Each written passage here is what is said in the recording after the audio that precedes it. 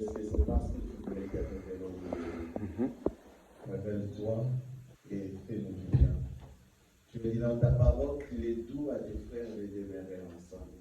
C'est là où tu envoies la bénédiction. Seigneur, bénis-nous de ta présence et donne-nous l'instruction d'après-midi. Au nom de Jésus. Amen. Amen. Gloire à Dieu. J'espère que chacun est sage et sobre pour vaquer à la prière. Avant tout, ayez le sein pour les autres, une ardente charité, car la charité couvre une multitude de péchés. L'exercice de l'hospitalité, les uns envers les autres, sans murmure, comme des bons dispensateurs de diverses grâces. De Dieu, que chacun de vous mette au service des autres le don qu'il a reçu. Si quelqu'un parle, que ce soit comme annonçant les oracles de Dieu.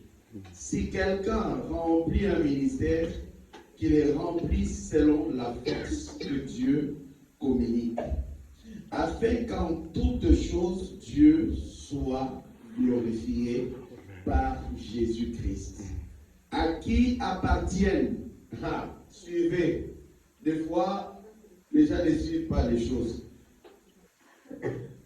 On parle afin que Jésus soit glorifié, afin que Dieu soit glorifié par Jésus Christ. Quelqu'un peut compléter dans sa version ce qui est écrit, virgule.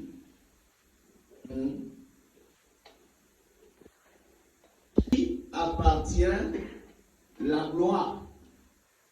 Donc toute la gloire appartient à qui?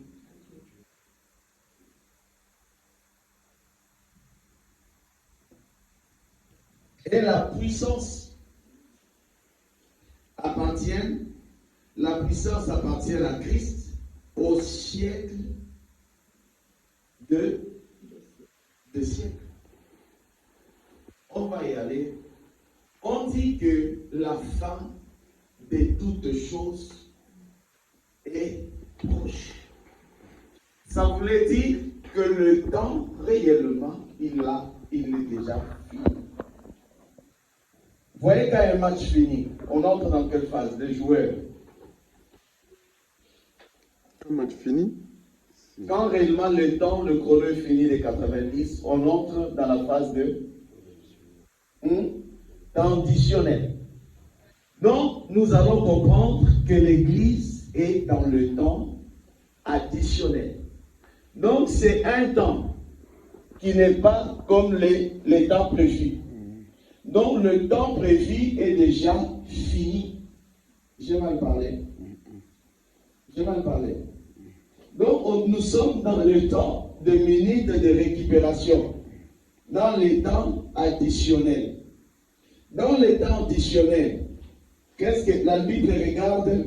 Ça montre à tout moment. Vous comprenez? C'est un temps de mort subite. Ok. C'est ce que ce n'est plus le temps que toi tu vas dire que je veux organiser le jeu. Des fois, c'est pour ça que vous allez voir, souvent dans de tels temps, vous allez voir l'équipe divisée en deux. Vous comprenez?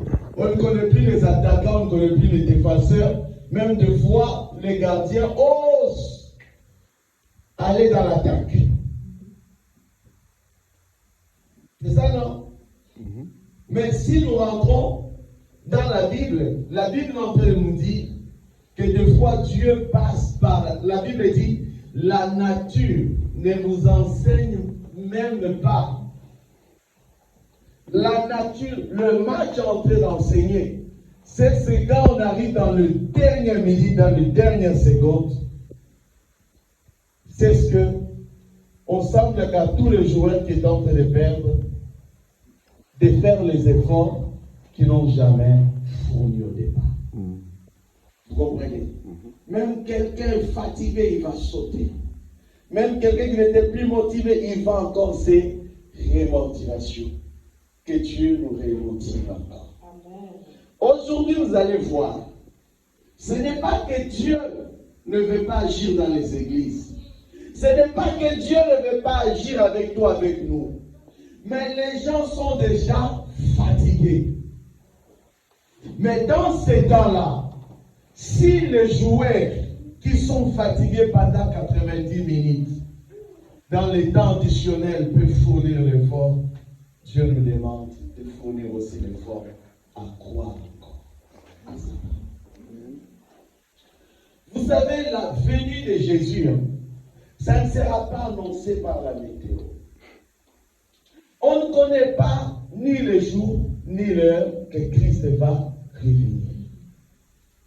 Mais la question qu'il faut toujours se poser, et comme la Bible est en train de se poser la question, lorsque le Fils de l'homme reviendra, trouvera-t-il encore la foi?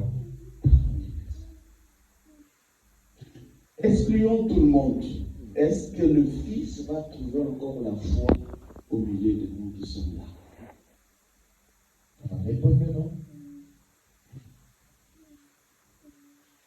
Supposons que Jésus, lors de l'enlèvement, il apparaît d'abord ici. Est-ce qu'il va te prendre? Il va te prendre? Ou il va te laisser? Où sommes avec Dieu? Il n'y a pas d'amour. Où sommes-nous avec Dieu? La fin, elle est proche. On a vu le dimanche passé, l'apôtre Paul était entré dans un piège, était en train de nous parler de beaucoup de choses. Il nous disait de nous vaquer à la prière. C'est-à-dire que nous devons doubler l'effort dans la prière. Je crois que l'église a été dans la prière. Les manger, les boire, les sauver. Tout ce que tu peux faire sur la terre ne sauve jamais. Ton âme ne peut être sauvée que lorsque tu restes avec Jésus. Pourquoi vous ne voulez pas vous parler dans cette parole? Qu'est-ce qui fait une formation pour aller évangéliser quelqu'un? Si tu ne reçois pas Jésus, comme Seigneur et Sauveur, on vient de le voir.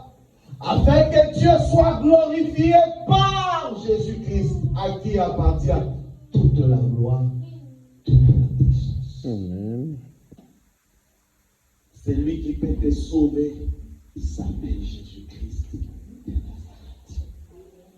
C'est lui qui peut te sauver, c'est lui qui peut te guérir, c'est lui qui peut te délivrer, parce qu'il a toute la puissance en lui.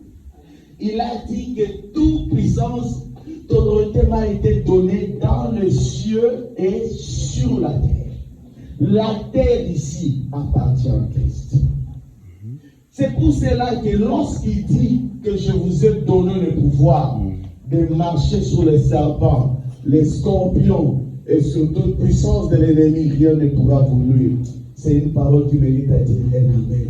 Parce que c'est Jésus qui nous a octroyé cette puissance. Amen. La fin est toute pauvre. Mais est-ce que ton âme est proche de Dieu? Avant un peu comme ça. La fin est proche. Ça voulait dire que le ténèbre bientôt va couvrir toute la terre. Mais est-ce que ton âme s'est rapprochée de Dieu ou pas? C'est ça. Pourquoi nous ne sommes pas réveillés? Éphésiens chapitre 5. Celui qui trouve dans son version peut me lire, j'ai besoin d'autres versions. Éphésiens chapitre 5, le verset 14. Est-ce que quelqu'un peut m'aider, vous m'allez s'il vous plaît? Éphésiens 5, 14.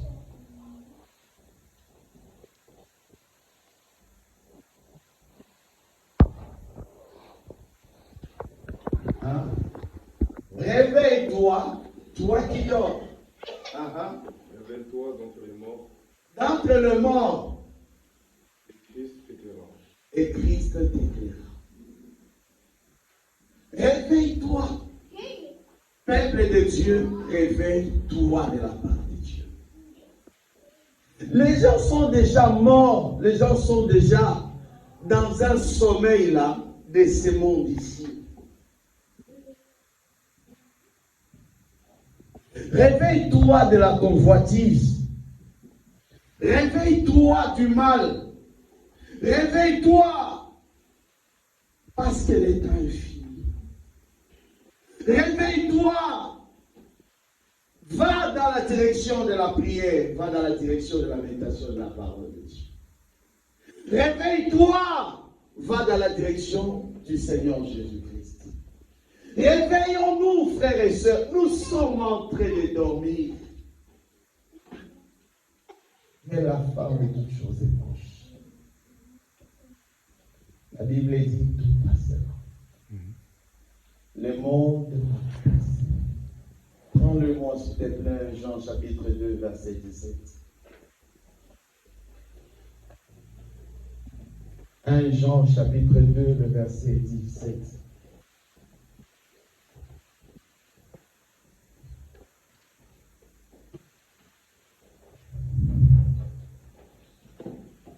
Un Jean chapitre 2, le verset 17. Et le monde passe, et sa convoitise aussi. Mais celui qui fait la volonté de Dieu demeure éternellement. Aujourd'hui, les gens ont maintenant un plaisir. Là, si je meurs, vous allez m'enterrer, vous allez me pleurer. C'est bien, on va t'enterrer, on va te pleurer. Amen. À la fin de quand la dernière question, tu vas aller où?